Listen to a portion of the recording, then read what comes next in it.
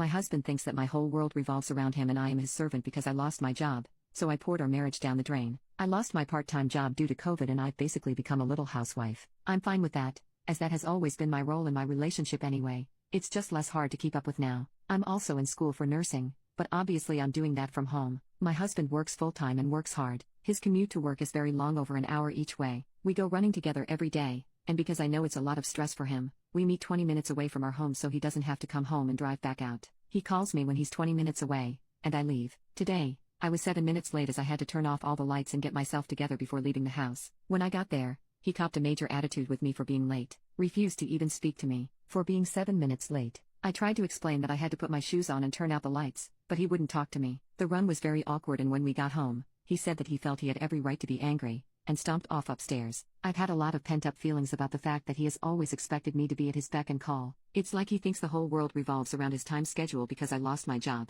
Anytime he's hungry, or thirsty, he yells my name. He doesn't even serve his own plates anymore. It's like he thinks I just sit in the dark with my hands folded, waiting for him to call. At this point, I knew he was being ridiculous, and I was just so upset that I did something that may make me the asshole. When he came downstairs, I told him that he could make his own dinner, his own lunch tomorrow for work, and I looked him straight in the eyes. I poured the pitcher of sweet tea I make him every week down the drain, and I said, "You can make your own sweet tea too, you ungrateful brat." And I walked out and drove to my mom's house. He's 12 years older than me, been married before to a housewife but got divorced. When we got married, he mentioned he wanted a housewife and that it was his goal for us to be stable enough to do that. So this may have been earlier than expected, but it's what he wanted anyway. Update 1. For now, I am staying with my parents indefinitely. My mom is helping me write a list of all the reasons I'd want to stay and all the reasons I'd like to leave. I have always been a very independent person, and I think I've been lying to myself about my situation for a long time. I called him to tell him I wouldn't be coming home and he didn't really seem to care much, which did hurt a lot. Either way, I am going to get through this and I'm going to get my degree.